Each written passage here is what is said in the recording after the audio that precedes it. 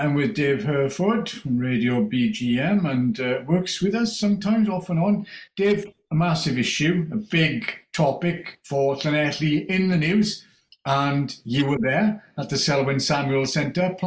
Proposals, I should say, for 300 plus asylum seekers to be accommodated at the Stadey Park Hotel, courtesy of the UK government, not the Welsh government, UK government this is. And at the meeting, we had Nia Griffith MP, who gave a bit of a speech, and we had the leader of Carmarthenshire County Council, Lee Waters, absent. He wasn't there, the MS for Llanelli. Robert Lloyd was chairing the meeting. We'll get to what was said in a moment, but looking at the way this works, private companies are charged with providing or arranging accommodation for asylum seekers. The reason the government gives them that a role.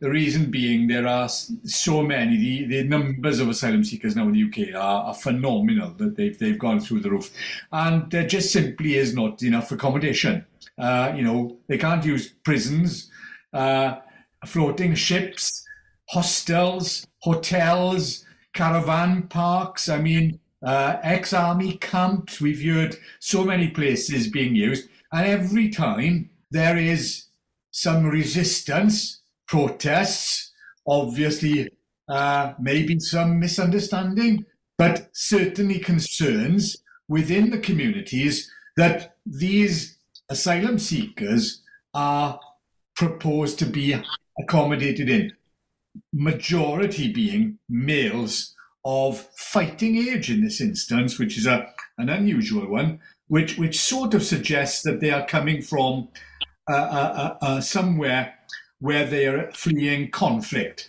or the requirement to fight. As far as the UK government are concerned, when they give these private companies the green light to find accommodation, for instance, the Stadey Park Hotel, there really isn't very much anyone can do from there on. They've been green lighted. There's no consultation as such. The council may have been informed. We don't know when that was. And as far as the planning process goes, there is very little hope of that being the reason for not allowing this to go forward, because the council would probably end up in the High Court. And the High Court, from what I can gather, having looked at a number of cases here, continually finds in the favour of the private company seeking the accommodation, because there is nothing in law that stipulates that the hotel cannot be used for accommodating asylum seekers. So what was the main thrust of what Nia Griffith said? Was she in favour? Did she take on the concerns? Did she offer any kind of platform for people to object, or was she kind of coming at it from a humanitarian basis and saying, look, this is a necessity, this has to be, we have to accept what's going on? Okay, first of all, Alan, thanks very much for inviting me along to share some of what I know about the goings-on at the meeting last night. As many people will have learned by now, it was extremely well attended.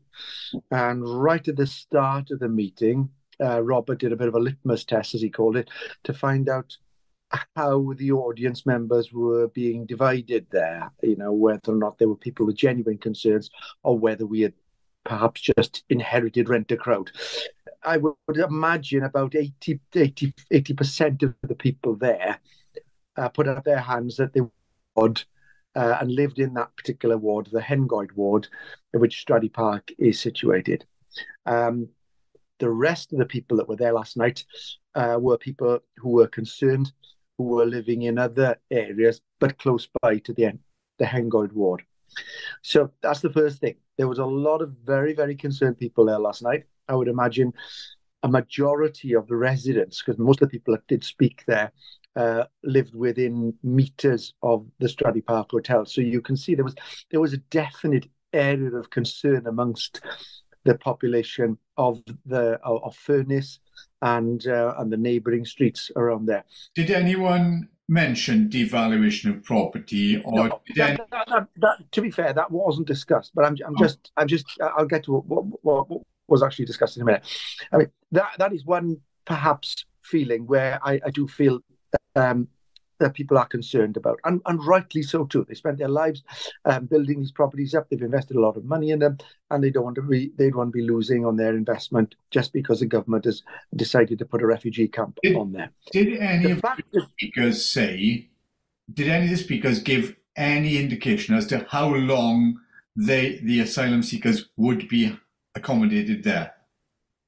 no, there was no mention of any time frame whatsoever about how long this was likely to short-term fix to a long-term problem, though. Really, isn't it? I mean, we can't expect this to be EG camp for like 6 months or a year. Well, the The numbers are fact through is, the roof. The numbers are through the roof. I mean, when the ministers have been asked how many, for instance, have been repatriated, asylum seeking only works as a temporary measure before decisions are made to either repatriate. As we know, they're sending them to African nations. They're trying to repatriate in France to try and stop asylum seekers coming across. But ultimately, the numbers that have entered the UK are incredible numbers. They're beyond people's comprehension, probably. So 300 in Llanelli is really a speck on the numbers in a way. But that in itself, 300 people coming into the Hengoed ward, is going to put pressure, because if you read what asylum seekers are given as information, then when they are accommodated, they're given a whole list of doctors, how to apply, dentists, how to apply school, how to apply benefits, how to apply, which is fine. This is what most people would get anyway. But were people mentioning the pressure on schools, on to be doctors, fair, dentists? to be fair, there was a lot of negotiation, a lot of discussion about how the public services would be affected. For instance, health and emergency services, as well as schools and various other things as well. So yes, there was a strong emphasis on how these would be affected. Police and Crime Commissioner was open about it in a message that he'd sent, and he was clearly worried that it would be a difficult thing for the police to manage. When you getting back to what you were saying earlier on about how long this is going to be, somebody asked a question of Nia about this, and she said, "Well, you've got to realise that these applications for asylum don't just get dealt with in like a matter of a week or or two. Sometimes these go on for years. Absolutely. So these people could be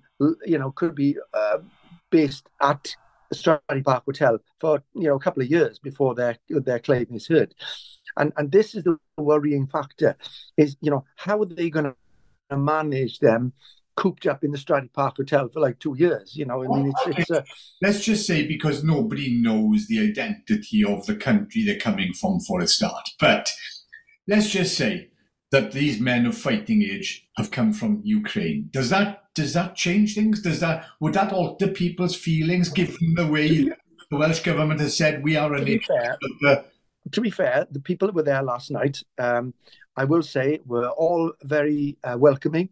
There was no real opposition to any people coming as asylum seekers to the UK or to Wales, and in fact, obviously, there's a track record of people who have come from Syria and Ukraine and what have you, all the countries that have been war torn, to reside here. So the fact is that the people at the meeting last night were really concerned because of the way in which this has happened and a lack of negotiation and consideration for the fact that the Stadey Park Hotel, they feel, is an unsuitable place to be a refugee camp, and that's what it boils down to, is that nobody has really stopped to think about how they would manage to cope with that volume of people in there all the time. Let's look at the council then. The effect it would have on the community. Let's look at the council then, and there really is. There's not a lot they can do,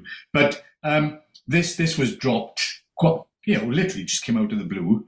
The council have known for some time. You say around about a month or so. What was the leader of the council's sort of? If you could just cut it to one defining sentence or a couple of sentences that he said that give you any kind of insight into what they can or can't do. Are they powerless?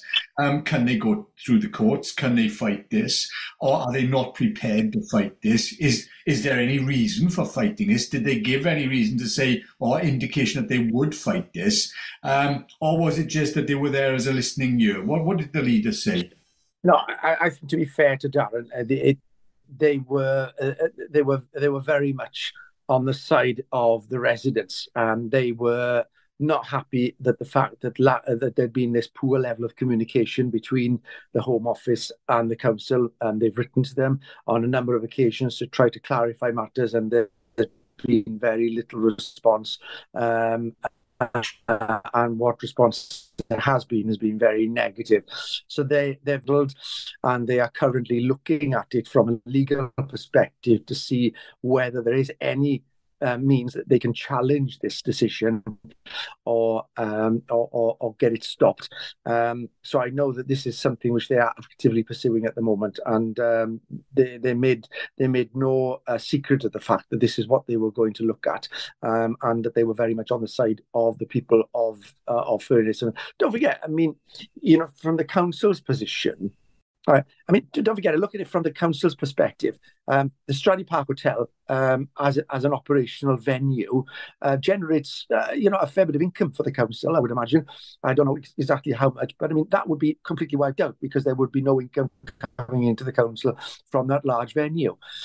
Similarly, we would be losing valuable tourists who come to the town and to the county to spend their money and contribute to the economy as well, the tourist economy. So it's going to take a big knock.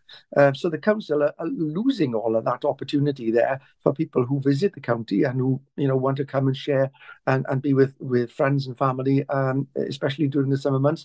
And obviously there's many very auspicious events. Let's just go back to the council a minute. Darren Price is saying that they're going to look legally at this, but we know from the council, just for housing developers, that once they get into a legal battle, the legal department from the council usually say, this is going to cost the council, we don't have the money. For the council to go to the High Court. And the other thing I wanted to talk about is the Welsh Government. We're a devolved nation for certain things. We've got devolved powers for certain things.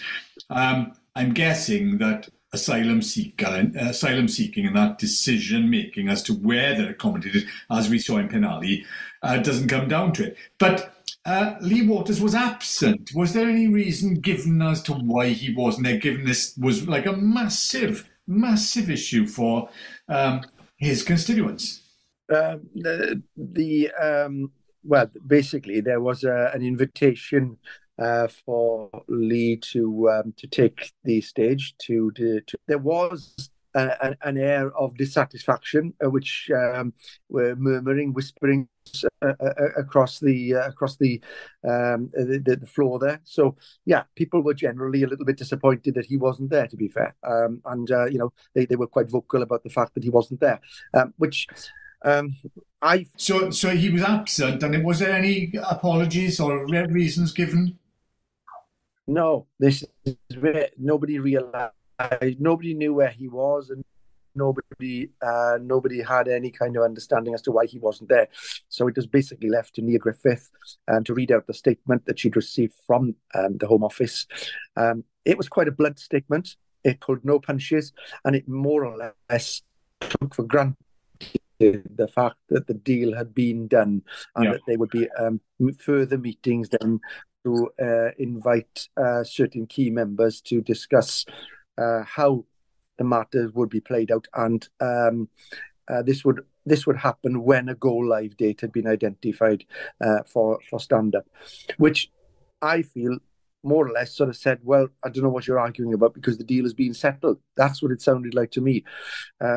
Nia also, I feel also shared that opinion, although I wouldn't say that she was very supportive of the Home Office. She was very much on the side of the people, the residents there, and she was quite vocal about it, that she felt that it was unfair and that it should not have happened like this.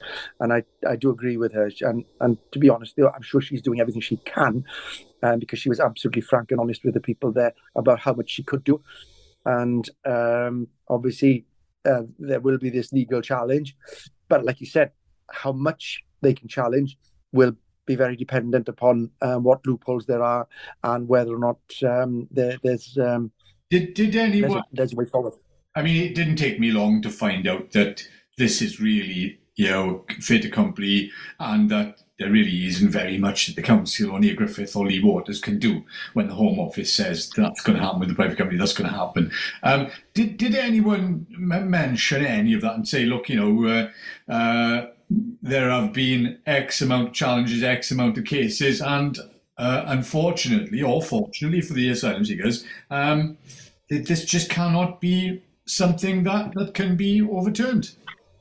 Yeah, there were references made to other areas where there'd been challenges to the proposals put forward by the Home Office and what have you.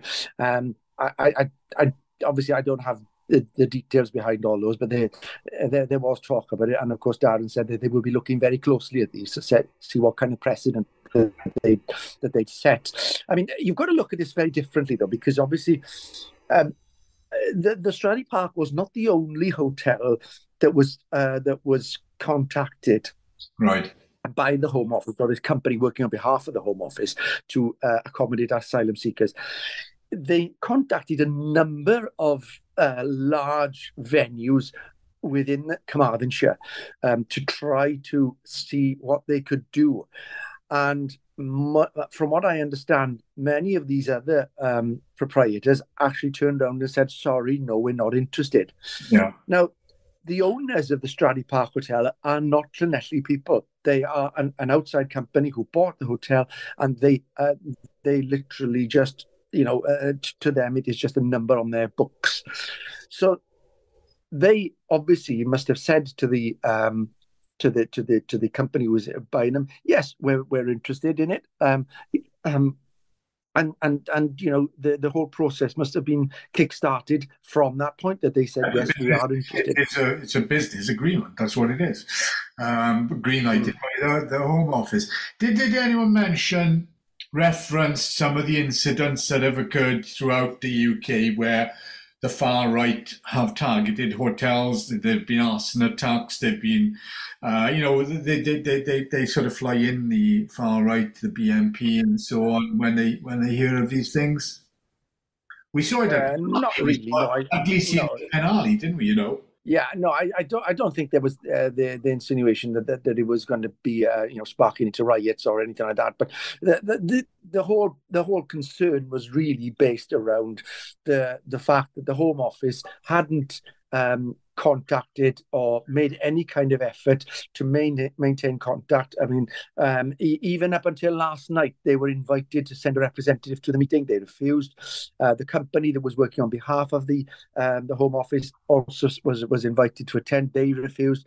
The holding company, the Stadey Park owners, they refused. Of course, the local management at the hotel are just as much in the dark as the local residents. They're just paid to work there. They don't have any kind of bearing on how this decision plays out. In fact, the majority of them that work in the Stadey Park Hotel are extremely concerned because they face losing their jobs as a result of it. Yeah. Well, I think we've kind of covered the majority of well, certainly what was at the meeting, what's available, but this ultimately will come down to if the council have the money and the the heart for it, or whatever you want to call it. It's a very difficult position, but it will ultimately come down to, if they really do want to stop this, a battle in the High Court. Well, the other thing you've got to stop and consider is obviously the strength of feeling in the town about it. And this will obviously, as time goes on and as this whole scenario plays out, and more people get to hear about it. I mean, there must have been about 500 or 600 people there last night, if there was one.